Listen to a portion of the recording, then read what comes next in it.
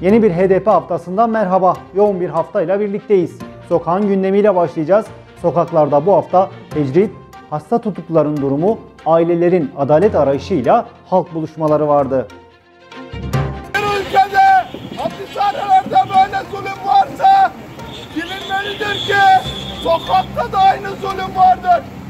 Hapishaneye zulmedenler ülkeyi karanlığa boğmak için yapıyorlar.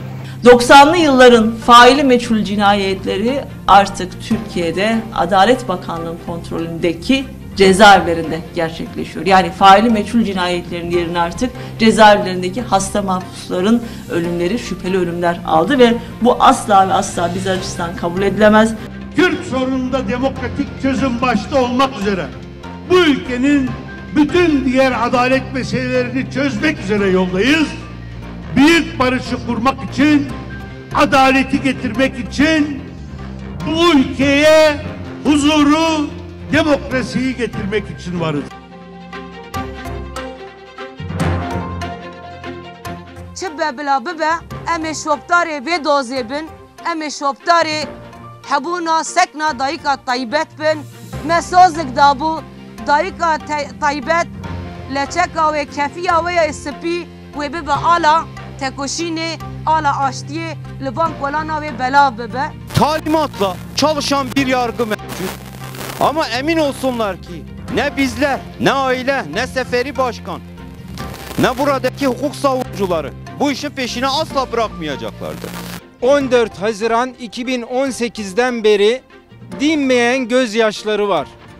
Neden bu gözyaşları dinmiyor? Çünkü adalet yok ve onlar Urfa Adliyesi'nin önünde adalet istiyoruz diyor. Nerede ülkenin savcıları? Soruyorum.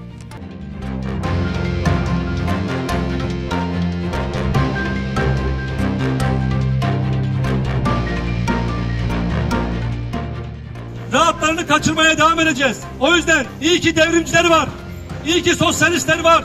İyi ki halkın özgürlüğü için mücadele edenleri var.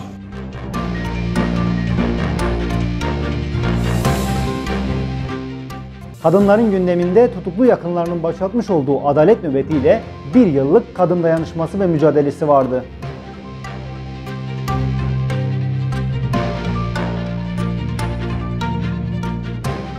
Bir taraftan hukuksuzluk, saldırılar, antidemokratik uygulamalar, demokratik siyasetin tasfiyesi, kadın katliamları gerçekleşirken bir taraftan da bizler HDP olarak, kadınlar olarak yaşamın her alanında, sokakta, alanda, fabrikada, mecliste, tarlada mücadele edip bu tekçi rejimi alaşağı etmek için mücadele etmekten bir an olsun geri durmadık.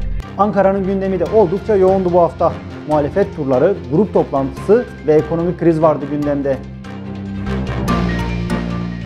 Çok derin bir yoksulluk yaşanıyor. İnsanlar aç ve perişan ve bu çıkışın büyük bir olasılıkla erken seçimle de çözülebileceğine olan inancımızı bir kez daha ifade etmek istiyoruz. Bütün halklarımıza, emekçilerimize, gençlere, kadınlara, sahada olan, açlık çeken, yoksullukla boğuşan, geleceği gasp edilen toplumun bütün insanlarına sesleniyorum. Gelin birlikte yürüyelim. Umut mücadeleden doğar. 2022 yılı birlikte kazanacağımız bir yıl olacaktır. Bu ittifak fırtınaya yakalanmış Türkiye ekonomisini alabora etmiştir. Kendisine yerli ve milli diyen AKP-MHP ittifakında Türk lirası solunum cihazına bağlandı artık ve bu cihazın adı da ABD dolarıdır.